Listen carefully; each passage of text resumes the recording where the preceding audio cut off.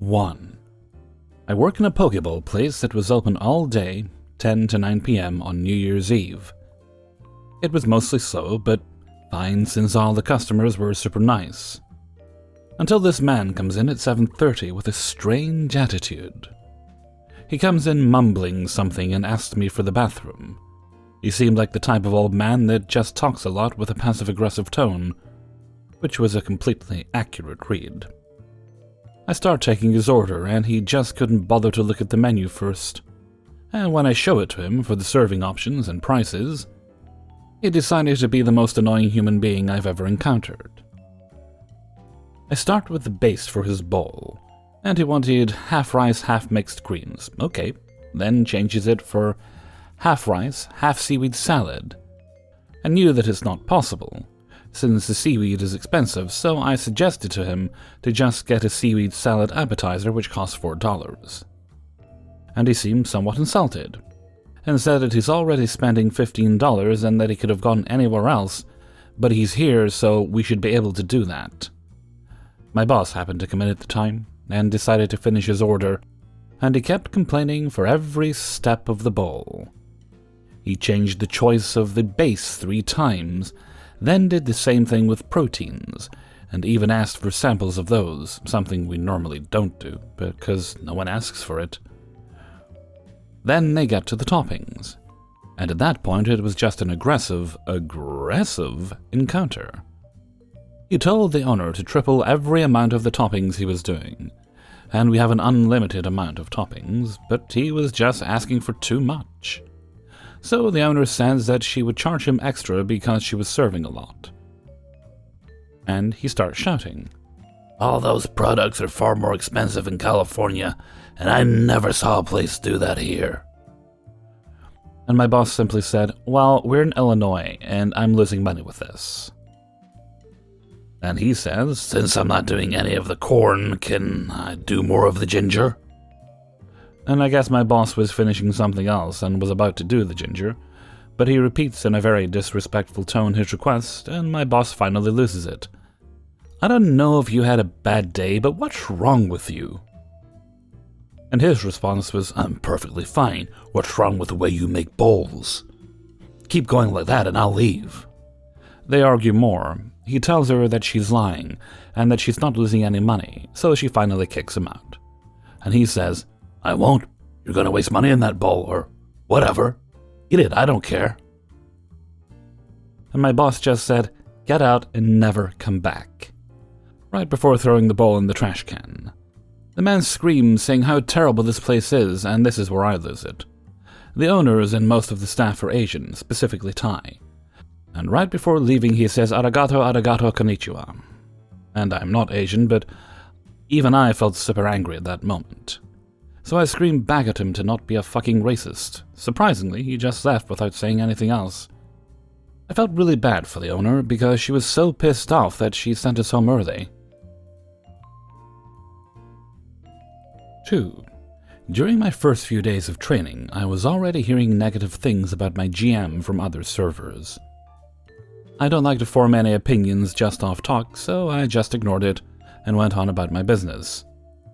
I heard to recount your money after checkout with him because he tries to keep money from you, and avoid him as much as you can when he's in a bad mood, and that he tends to talk down to the servers. Fast forward to my second day on my own. A guy comes in, orders a drink and a burger. My job is car and mechanic themed, and our roll-ups are a fork and knife rolled up in a mechanic-type towel with a hose clamp wrapped around it. The guy tells me how cool they are and asks if he can buy one. I jokingly say I don't think we sell them, but if one goes missing, I don't think anyone would notice. I also tell him how it's only my second day, so let me just confirm they're not for sale. I come back and tell them they're not, and walk away, but still have my eyes on his table. He throws a little hissy fit, slams down his burger that's not even halfway eaten, pulls out his wallet, slams money on the table, grabs the roll-up and walks out. He also forgets his keys and hat on the table, so he eventually does the walk of shame back to the table to grab them and leave. At this point, I'm already gossiping to co-workers about what's going on, and one suggests I just mention it to Steve, our GM, just so he knows what happened. I stop by the table and see that he slammed down $50 when his bill was only like $14, which would obviously equal me getting like a $36 tip. I go on to my GM to tell him what happened, and he sees the bill and money. He then says, "Just give me $10 for the roll-up and you can keep the rest." Of course, being new, I didn't say anything about it and gave him the $10, but the more I thought about it, the more I talked about it to the others, I realized how ridiculous it was to ask for $10. I'm not complaining about the money aspect of it, because it still left me with a $26 tip, but it made me not ever want to go to him for shit, honestly. At this point, I don't plan on going to him from here on out. Even called my boyfriend's mom, who is the manager at the same restaurant but a different location, and she confirmed that he had no reason to take that money from me, and that she would never take money from her servers like that. Not even a couple days later after that, he also showed me how he acts like a child by slamming dishes when he's angry, blames the server for things that are out of our control. I feel like this is some wanting to feel in charge and above everyone else type of thing. But besides him, I'm absolutely loving my job and my coworkers. 3. So I work at a small corporate chain restaurant. I have been working here for almost 7 years, and I have a pretty good relationship with management. I keep my head down, do my work, and keep my temper under control, usually. This past holiday season, we have been pretty busy as well as extremely short-staffed, just like every other place in this industry. People quit at the drop of a hat, and honestly, good for them. Service industry workers should not have to put up with getting shit on daily. We have lost a lot of good workers from this, as well as the general lack of spine and support from most of management. So one day, a man and his family, wife and son, come to dine in, about mid-afternoon. We only have one host and 4 servers on floor plan that usually requires 7. The man pitched a fit about being put on weight and demanded to be sat at a table in the closed section. Our manager directed that the host go ahead and seat them at a closed section, and for a server to pick them up. So the shy host does as she's told and went to wipe down the table. The man became upset that he had to wait for the table to be reset. Then he took issue with the fact that she didn't go out of her way to be conversational with him, and that she just took them to the table, set down menus and silverware, and walked back to the host stand, which is exactly her job. Did he ask to speak to a manager again? No. Instead, he cusses her out multiple times and walks back and forth past the host stand to antagonize her and call her a bitch for being rude, having an attitude, and being shit at her job. This host is actually a very sweet girl and has never had any complaints against her.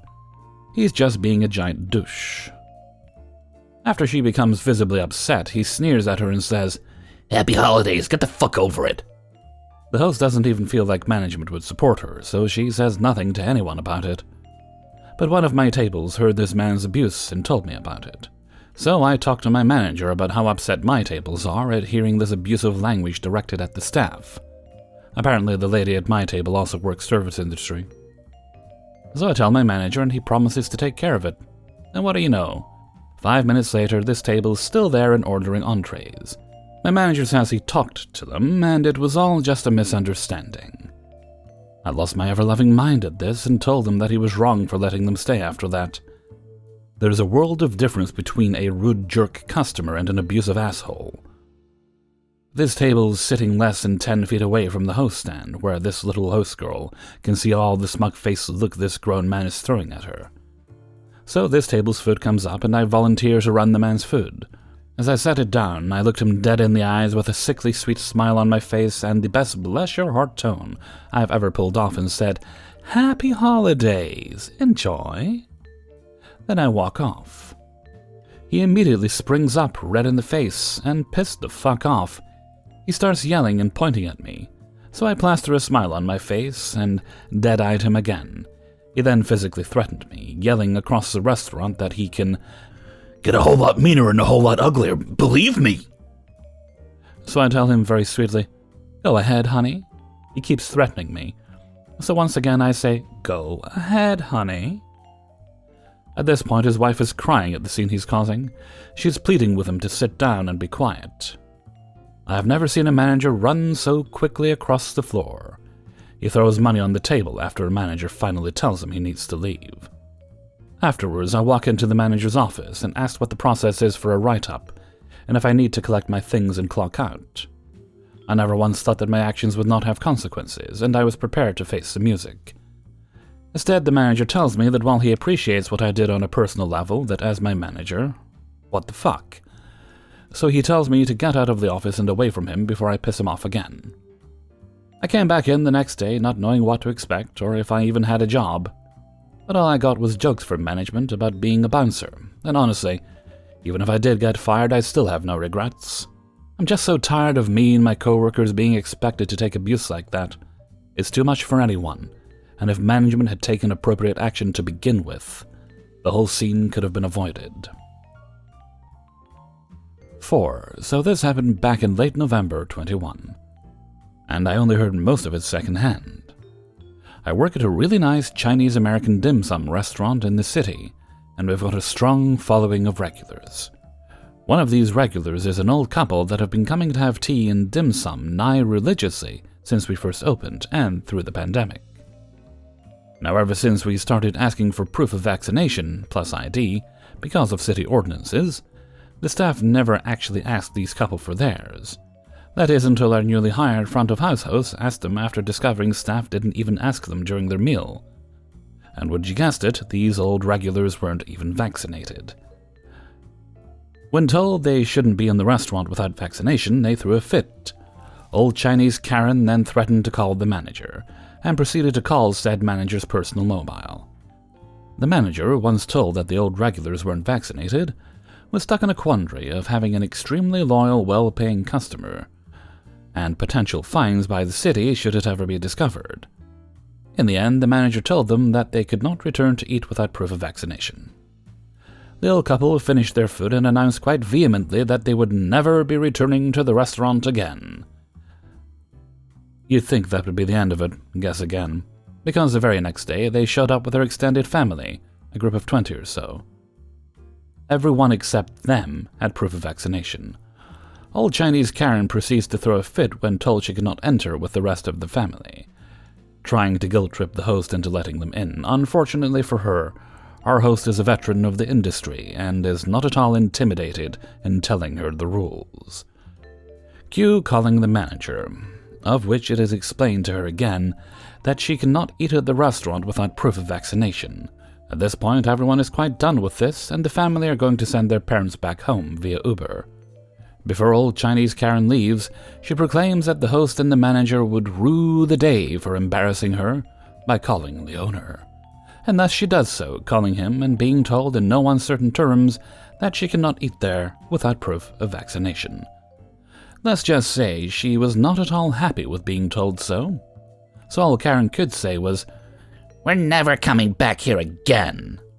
Well, let's just say that we know where she lives and that she still orders delivery from our restaurant to this day. People know each other in the community, especially the older grannies and grandpas of the Asian communities. They are all horrible gossips, and chances are they know your father's, brother's, nephew's, cousin's former roommate. For some reason. This applies to old Chinese Karens as well, unfortunately. 5. This was a party of 8 that came in right during the rush on a Friday night. I started taking drink orders around the table, and each person ordered a cocktail from the menu. When I got to the last guy, he asked for the ingredients of a cocktail on the menu, which had both whiskey and vodka in it. I listed every ingredient, including the bitters and liqueur, every bit of which are comprised of alcohol. And he asked if the drink could be made without the whiskey. I said that since the whiskey is a large portion of the drink, redacting it is likely to unbalance the taste. But I could ask the bartender if it could be crafted nicely without the whiskey, perhaps substituting more vodka. He said, "I don't want it made with more vodka, just no whiskey." I sensed that we might be misunderstanding each other, so I reiterated that the cocktail is comprised of all alcohol, whiskey or not, and he was perhaps maybe interested in a nice mocktail. I really should have just asked him point blank if he wanted a non-alcoholic drink. But he seemed so anxious, and all his friends were staring at him, none of whom said anything, by the way. And I didn't want to insult his intelligence and make things worse. At any rate, he seemed to get really agitated at the mention of a mocktail, and said, "No, I don't want that. Just please ask the bartender if he can make it with no whiskey." So I did as much, and because it was a busy night and I was absolutely in the seaweeds, a co-worker, bless her, ran my drinks for me. She dropped the drinks off without issue, and a few minutes later, when I was able to return to the table, I immediately noticed a tone change. Everyone was quiet, and a depressing miasma was radiating ominously from guy number 8. "There's been a bit of a mistake," one of his friends started saying, but all I could hear was him saying softly and darkly, "I was 5 years sober, but then I drank this." And he was clearly legitimately crestfallen. I barely remember how the rest of the interaction played out because I was so distressed by my mistake. I'm sure I apologized profusely, and I think I had the manager comp guy 8's meal at the least, but he seemed so honestly disappointed, and he didn't try to take it out on me at all. I felt incredibly bad because it clearly meant so much to him. Staying sober is a huge feat, and I don't take people's efforts lightly. He later ordered a kombucha, and I still wonder what he thought a mocktail meant. Hey everybody, Hellfreezer here, and thank you very much for listening to Spinning Plates. What episode is this? 463 million and 1.93. Divide the 4, carry the Q to infinitude of dimensions. Also known as episode 163. And thank you very much to everybody who allowed me to use their stories in this video. If you enjoyed the video, then please do like, subscribe, comment. If you would like to see more in your inbox, then hit the notification bell if you haven't already done so. And if you have done so and you're not getting notifications, try turning it off and on again. Seriously, apparently that works sometimes. Okay, regarding the final story there, what the hell was going through that person's head? The customer, not the server, clearly. They tell you the drink's alcoholic. They let you know there's gonna be vodka in it even if they take the whiskey out. Motherfucker's 5 years sober. He should know what his drink is when he goes to a bar. I remember one of my uncles, also recovering alcoholic, I think of many years as far as I understand. I don't know if he ever fell off the wagon, but I can't really ask now. He passed away many years ago. He used to like orange juice, like fresh orange juice, and lemonade, like half and half, which is actually quite pleasant. I even started drinking that myself. Or, soda water and lime is also a nice drink, and there's many, many things you can have that are quote-unquote grown-up drinks when you go to a bar, so that no one's going to think that you have a tiny, tiny penis by ordering a mocktail, which I'm sure is what that person was thinking when he was offered a mocktail. Fragile masculinity, folks. Not worth the glasses blown into. Alright, where are we? This is Saturday. Okay, so that's a weekend. I am planning to do a stream. But at some point during the stream, I'm going to do a little bit of unboxing. Yes, I have now become one of those YouTubers. You're welcome. Where I hit the P.O. box yesterday. Then I apologized and asked if I could have my packages. And which they gave me packages. Some of which were quite large. So we had to use the bit at the side instead of sliding them through the drawer at the bottom of the window, which is kind of cool. So on Saturday's stream, assuming all goes well, hopefully my internet's working a bit better now. I haven't had too many problems with it for the past week, so hopefully it's working better. I'll do unboxings so that the people that sent things in can see what they know what they sent in, but they can see me unbox it. Or unpackage it, as the case may be, in some cases. It's 1, 2, 3, 3 items, that's what it is. I also got a lovely Christmas card for one of my moderators, which is very appreciated. And when we're done with that, as I say, I don't know when the stream will do that. I'll do it when I'm sure that the 3 people that sent things in are there. So when we've done that, we'll then go back to playing some Phasmophobia, as has become our tradition. There's a little update put out that fixed some things, just a tiny update, and removed all the Christmas decorations, which I'm kind of okay with at this point because the music was starting to annoy me. And it'll be nice to be able to go to the campsite map and not have snow all the time. Although the snowmen were kind of cool, I quite liked them. This spooky snowman with the turning heads. Okay, anyway, with that, I'm going to head off for now. So until next time, thank you very much for listening, and take very good care of yourselves.